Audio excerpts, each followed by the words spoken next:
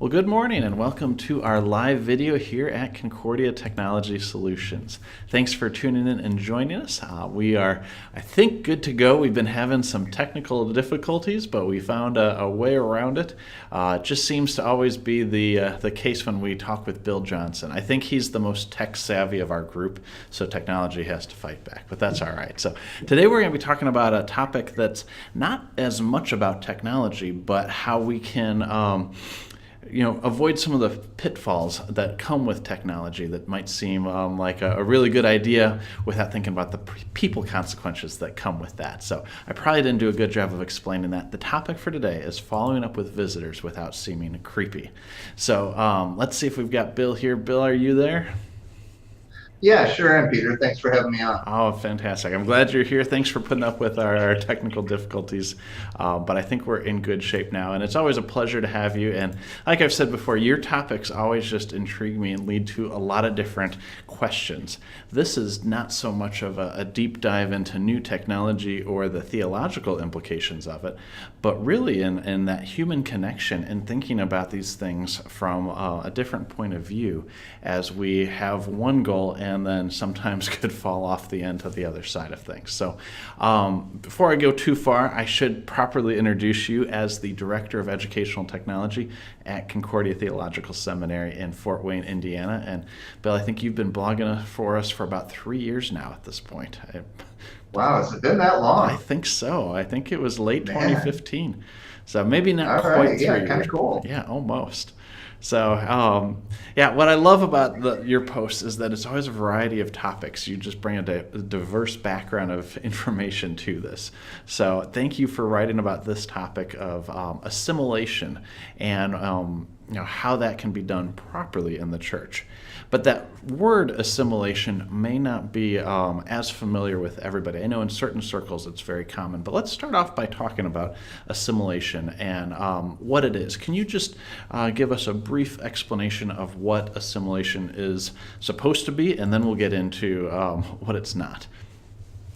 Sure. Well, and really, I'm using it pretty widely. I know there's a lot of kind of church planners, church growth people who will make it, very, very narrow piece. But really, when I'm talking assimilation, I'm talking about from the moment that visiting family or individual walks in the door of your church until the point where they become a member and make it their church home. That whole process of them figuring out, is this the right community for me? Where do I fit in? Where do I connect? Where are my opportunities to get involved? And just really, it's almost this dance back and forth of, kind of approaching and stepping away and figuring out just how connected are we going to be here? Where are the comfort zones? Where do we feel comfortable sharing? Where do we not feel comfortable sharing? How do we make you feel more at home here in this space? That's a great explanation. And it's such a challenge because churches are so different and people are so different, and people's perception on what the church should be is often very different than what churches actually can be. And even within our own denomination, one LCMS church can be quite different from another. And so, that's really a kind of that perfect pairing, is trying to find that perfect pairing. So let's talk about the right way to do assimilation and the wrong way. Can you explain what the differences might be and how to do it right versus how to not do it well, and why it's so important to get it right? Yeah, well, and one of the challenges, so often when we talk about assimilation, what we're talking about is how do we make this visitor or this visiting family feel comfortable? And on one level, I get what we're trying to do there. That makes a lot of sense. If the sanctuary is too hot, you don't have air conditioning, that's a distraction. People aren't paying attention to worship. They're paying attention to the fact they really need a bottle of water, that kind of thing. But on the other side, comfort isn't necessarily the goal of the church, and it really isn't necessarily the goal of the gospel. If the gospel you're preaching makes everybody in your church comfortable, then you've got a problem there. Or put differently, if what your church is teaching only serves to make sinners more comfortable in their sin, then it's no longer the gospel we're preaching. And so we want to be careful when we start talking about assimilation.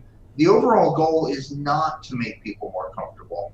It's to remove the barriers that might make them uncomfortable, the things that, aside from the core of the gospel, might distract from them being able to hear the law in all of its bitterness and the gospel in all of its sweetness.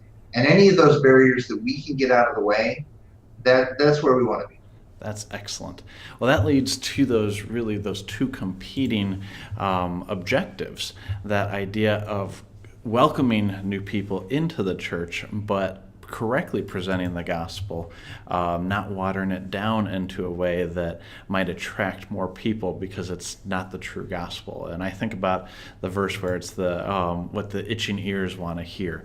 How easy it is to fall in that trap. So you describe this as a tightrope. Why is it so difficult to balance that, especially in today's church? Well, and we've got kind of competing objectives here. On one hand, as a welcoming, caring church who wants to welcome this family, welcome this individual, and be able to make connection with them, we want to know absolutely everything about you. We want to know you grew up in the middle of Omaha, Nebraska, and you actually, were in the same neighborhood as my Aunt Sally, who was a preschool teacher, and all those connections that, it's a small Lutheran world sometimes. And so we have those. We want that. We want your email. We want your phone number. We want your kids' names and their birthdays, not because we want to be nosy, but because we want to be able to connect with you. We want to be able to follow up, send them birthday cards, all of that sort of stuff. Having said that, we live in a world today where personal information is currency. Like it or not, the reality is privacy is a limited thing. We don't necessarily have a lot of it, especially in the communication world. We've all lived in a world and grown up being spammed with junk mail in the mailbox. And I think that's actually all I get in the mailbox. Pretty sure. But then, it's developed into spam. It's developed into, Facebook pages and companies. Everybody's looking for a way to get that personal information so that they can target their marketing towards you. And so that balance between the comfort of the visitor, who on one hand really would, on some levels, just prefer to show up, be completely anonymous, and be forgotten when they leave in a lot of cases, versus the desire of the congregation to make sure that we connect and make sure that we get to know you a little bit. And finding the balance between those that allows the visitor to share as they're feeling comfortable without it feeling intrusive or nosy or really making them uncomfortable in ways that we don't want it. Well, let's dig into that technology aspect a little bit more, because you're absolutely right. There are these competing objectives, and it's not bad, and there's no ill intention there. I know that at my church it's easy for us to talk about, well, let's find somebody that's in a similar family situation, or they're investigating the preschool. So rather than having a family with college kids connect with them, have another preschool family. It makes sense to try to build those natural connections. And with technology now, you can find those connections without even asking the person themselves. In what other ways do you see technology changing the way that churches work on assimilation? Gosh, that's a well without a bottom. We could be here all day talking that one. I think there's a couple pieces happening. One is just the pace of our world and the way technology is changing there is changing the way we as people relate to technology, particularly with regard to social media. The last 6 months to a year have really opened a lot of people's eyes to the nature of social media and the business model behind it, which is really all about selling your privacy and selling you as an advertising target. I mean, if you're a Facebook user, you are not their customer. You're actually their product. They're selling you to Microsoft or Intel, or I'm picking tech companies because that's what I do, but they're selling your demographic information to advertisers who then want to get their message in front of you. And so there is this changing level of comfort with giving away that information that we as a church have to come to grips with. I mean, it used to be if somebody walked in the door, you could assume that they really did want to be connected with. And there was even a time, I understand, I don't know I've ever lived the reality, where people were actually comfortable and even enjoyed a home visit the same day after church. Yeah. Today for me, I mean, that's my sanctuary, that's my retreat, leave me alone. I mean, don't even. So we've got that change going on culturally that's massive. The other piece is that we've got a lot of these technology tools, and they're really cool, and they do a lot of cool stuff for us. That, like you said, they can help us match up families. And as we see the explosion in artificial intelligence, machine learning algorithms that are making some of this even easier, one of the things we've got to be especially conscious of is that we're present in the body, that we're there, directly connecting, directly talking with people, and we don't leave it all to, the quote unquote smart algorithms. Because as good as they are, and they're getting good, Oh, yeah. but as good as they are, they don't replace that human touch, that organic relationship that happens naturally without necessarily having to contrive it. So there's got to be a balance here of Absolutely. utilizing technology to make it, keep that communication at enough of a difference or distance that it's not that home visit, but also in the way, like as the title says, to not seem creepy. So you've listed in the Right. post several kind of essential tools that could be used well for assimilation, but have to be used well. They can't just be, it's Right. not a free-for-all. So let's dig into that topic. Let's start off talking about the first one you mentioned, Facebook pages. How can that be Sure. used for welcoming visitors in an appropriate way? Well, and let's just own at the beginning. If somebody's showing up in your church, there's a really, really good chance, I would say almost a 100% chance, that they have already Facebook stalked you. They've looked at your website maybe, but they've almost certainly looked for you on Facebook. Perhaps they know a member and they've seen some posts shared, whatever. But before they walk in the door, they've done their homework and they've checked you out. Well, what are they learning from that presence? If that presence is the way a lot of congregations use Facebook pages as just their announcement board, here's the activities, here's the things we want to make sure you know about, then they may know a lot of data about your community. They may know, hey, there's a potluck on Wednesday and there's Bible study to follow, or whatever's going on. They may have those pieces, but they may not have a really good sense for what your church is actually like. What's the personality? What's the community? What's the connectedness? And so there you want to be careful that you're not just using your Facebook page to say, the things you want to make sure you broadcast, because social media is all about the conversation. It's all about the authenticity. I'm fond of saying that authenticity trumps creativity, trumps a wealth of content. If you do something authentic, you're gonna connect. If you can't be authentic, then at least be creative. If you can't do that, then I guess throw a bunch of content out there and maybe something will work. But we can all do those first two things, is the reality. So authentically representing your church on the Facebook page, and that might mean you're showing the behind the scenes of the office during the week. Your pastor's out writing a sermon at Starbucks because you're that hipster sort of church that does that. Awesome. Put that out there. If you're locked away in your study and that's not your style, you don't go out. You actually stay there in the office, but you're really digging into the Greek. Awesome. We love that. That's amazing. Do that because we need to be fed by that. But then throw that up there. Let them know, hey, I was reading through this and I noticed this thing, and you'll hear more about it Sunday. And come join us. Getting that real, authentic personality out there is so key when using social media, and especially Facebook right now. And that's one of the things that I really like about live video, like we're on Facebook Live right now, is that it's really hard to not be authentic on live video because the mistakes show. Like you can't take it back. Right. You can fumble over your words. I mean, you can show exactly where you're at, like you're in your office right now. That's authentic, and I really like that approach. And I think that sometimes it's you want to put on your Sunday best, even if it's not Sunday at the church, to show the best impression. And like you said, authentic is really the way to go, and we have the tools to do it so that it's not hard to be authentic. So the next one you mentioned, I think might be a little bit harder to be authentic just by its nature, but you talked about email managers. How can email be an effective tool within assimilation without it becoming spammy, like with direct mail? Or email is the new direct mail in so many ways. So much of it is spam. How can it be properly used in assimilation? Sure. Well, and it obviously can be abused. Email address is one of those things that is going to be pretty much easiest to get from people. I mean, before they give you their home address, before they give you their cell phone number, they might be willing to part with their email. So you've got a fair chance of being able to get that much information from them. With their email address, though, you want to be super careful on a couple levels. One is, of course, like you said, we don't want to be spammy.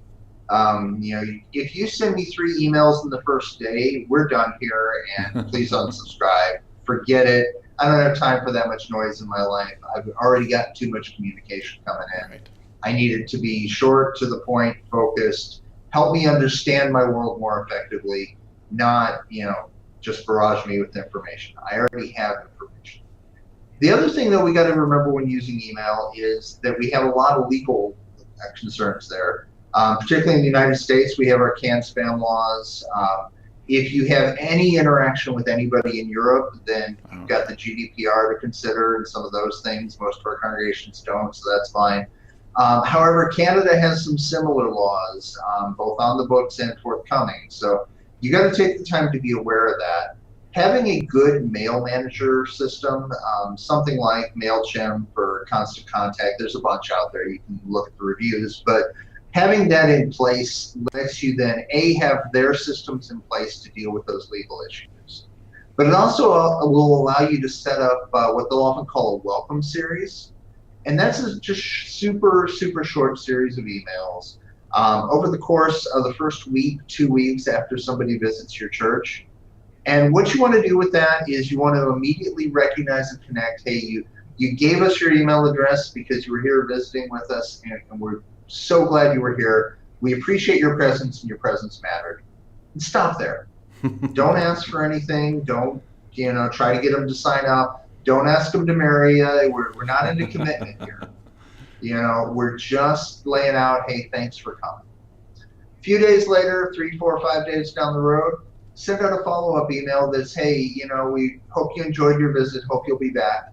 If you want to connect further, here are the ways to do it. Here's the place where you can subscribe to the newsletter. Here's our first Facebook page that we all know you've already stalked, but just in case, here you go. Website, all of that. And give them a way to directly contact the staff. That openness, that authenticity to be able to just call pastor up and say, hey, can we get coffee sometime? Will go a long way towards making them feel like they matter in your congregation. Because quite honestly, they do matter in your congregation. It's not just the appearance of. From there, one of the things these mail managers will let you do is see what the click-through rate is, so you can see if people are taking action based on these. If you're not seeing any sort of action after a couple more days, so even into the next week, send a follow-up email that just says, hey, we hope you enjoyed your visit. If we can do anything for you, we'll be happy to do that. Here's how you can contact us, and then leave them be. Walk away. The worst experiences I have in being marketed to are a product that I clearly don't want. I don't want to tell you I don't want it because that's a confrontation, and none of us are just itching to go do that. But you keep spamming me about it. And I've got some companies where I'm getting emails 3 and 4 years later, and I'm just like, do you not have other prospects to work on here? Because it ain't working. So, just a real quick series. Welcome, offer them your communication channels, let them decide what they want to opt into and where they want to communicate. And then from there, just a quick follow-up, almost a goodbye email without saying goodbye, and leave them alone. I think what you mentioned there, that kind of long-term marketing that so often occurs and is so annoying, is based on this idea that people are just forgetting about us. And if we just remind them over and over and over again, then at some point they'll remember us. And if you use these kind of tools, whether it's Facebook or email in that way, that really goes either from, it's either on the creepy side or just on the annoying side. But if you look at these tools as a way to lead to those personal connections, those in-person connections, I think it gives you a more proper understanding of how to leverage them the best, that they're not replacing that, they're leading to that personal connection.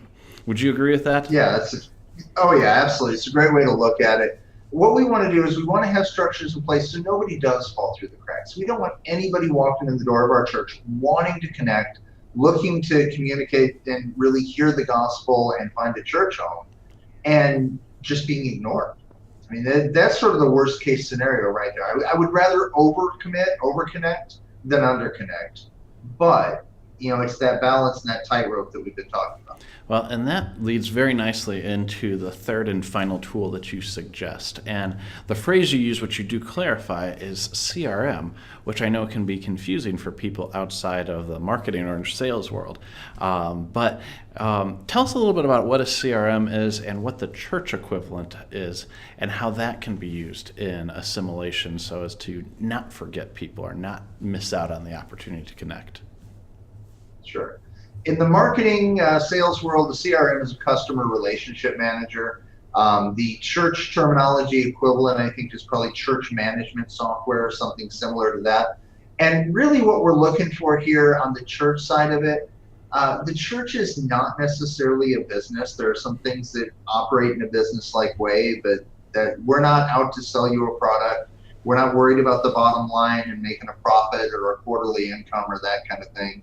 Our core is sharing the gospel and weaving people into the community of Christ Church. And so church management software has a slightly different focus than your standard CRM. Church management, what we're looking for is the place to store your people's data. So whatever we do manage to find out about them, if we get their name, if we get their email, but then also to track where the contacts have been.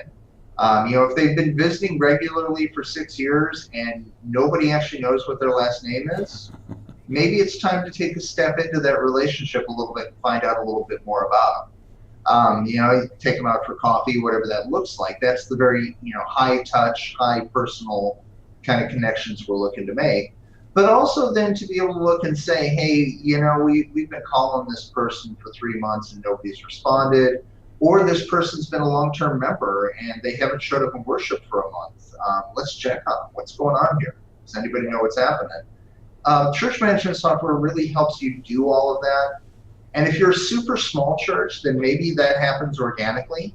Maybe you just know that, Miss Sue isn't there this week and somebody needs to call her and find out what happened and follow up. But once you get above, 100, 200 people, it can be hard to really know, hey, were they actually there, or did I just not see them, or were they homesick, or were they traveling? And it gets to be a lot of information to try to manage about a lot of different people. So software like that can really connect people to the church, allow you to see what's going on and to recognize patterns that perhaps organically we wouldn't see. Obviously church management software is a big part of what we do here, but thinking about how we use it in my church in connection with some of these other tools, one thing that I've tried to work with our church staff on is how to use the church management software as a way to build those connections for people who haven't met them yet. So for example, we've got a preschool family who has come and the mom is a professional. She's got a LinkedIn profile and everything else, and I've not seen her at church yet. But through looking at the LinkedIn profile and putting that image in the church management software, it allows me to know who to look for next time to build that connection. And I always caution our staff, Facebook is personal, and sharing that is, in my opinion, a little bit too much. But something like a LinkedIn profile is a person's, almost like their resume. But it's a great place to go and get information and to store some of that in the church management software for sharing with others. But I think you can have that nice balance of, storing the things that the member, the visitor, asks you to share, or you've asked them and they're comfortable with sharing without going too far. Because using these things in a combination with, we can go very far with technology, but I think it's having that proper discipline of saying it's a good tool, just use it to a certain extent. So. Yeah, well, and I love that idea of what we can glean from social media about visitors. I mean, definitely some of that happens. LinkedIn's probably a pretty good neutral ground, like you said, because of its business-like nature. But I would caution with that we initiate the contact in person. Yes. And I'm just kind of thinking about this as you were talking a little bit.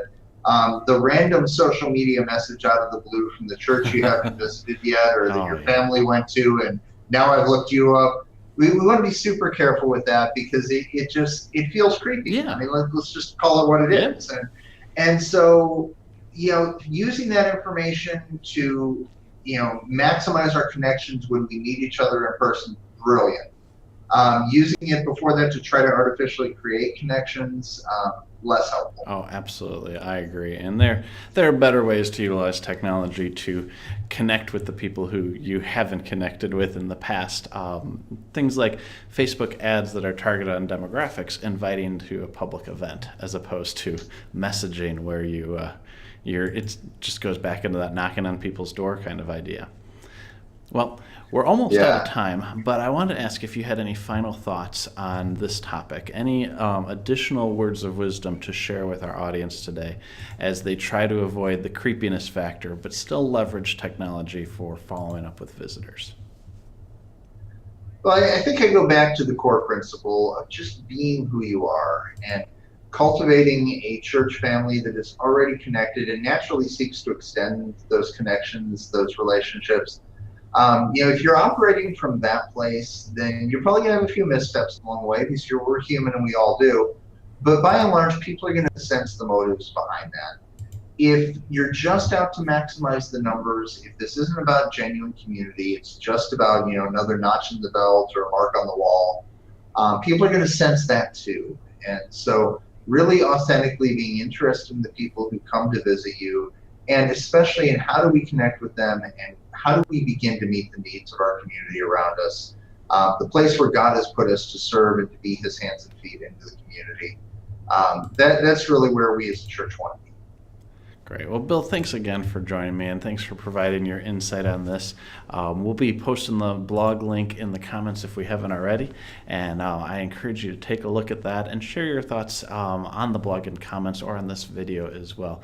It's always great to connect with others and hear the ideas that they have and how they're using technology to share the gospel in many and different ways.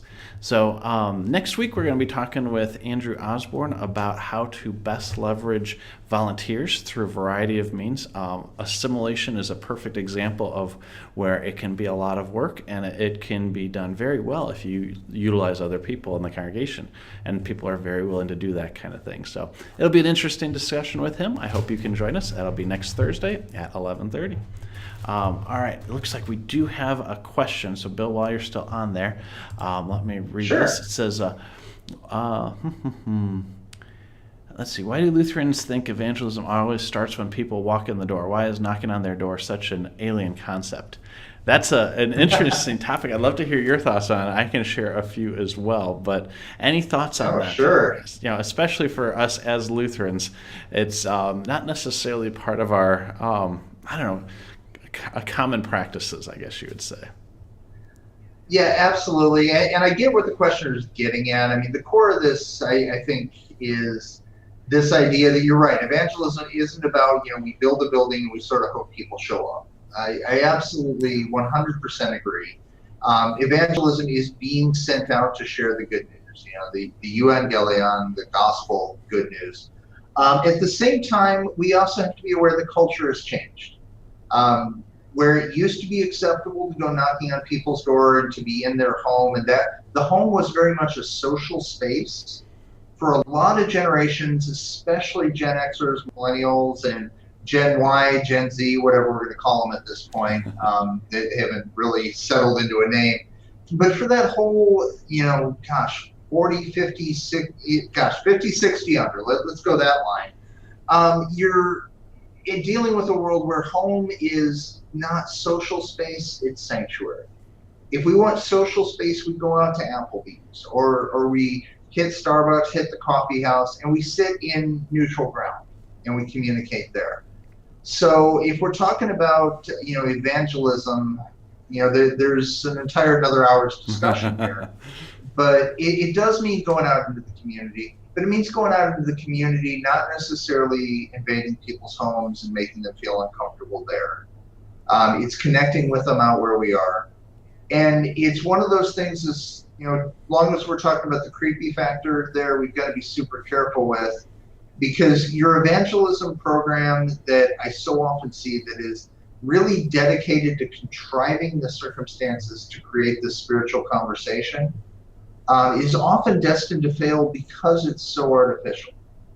Evangelism that works is taking the gospel, living it out in our lives, watching the people in the community around us, and engaging with them because we believe what we believe. And because we have been filled up with God's love, that is then overflowing out into our community. It starts with God, it flows out through the church, and then that's going to be what impacts our community and proves to be an evangelistic witness. That is very well said. I don't think I can say that any better. My one thought was going to be is to definitely look at your context, because you're right. It starts with God and flows through. And if you're in an urban setting versus a rural setting, how people interact is a very different thing. You're not going to find the local Starbucks when you're in a community of farmers. So it's going to depend on your context too. And I think what you said is absolutely right. It's not creating anything artificial, but what can you do organically? What is just natural for those connections with where you're serving, where you're at. So very good. Well, thanks again, Bill. I appreciate you joining us. Thanks to our audience. Thank you for the questions.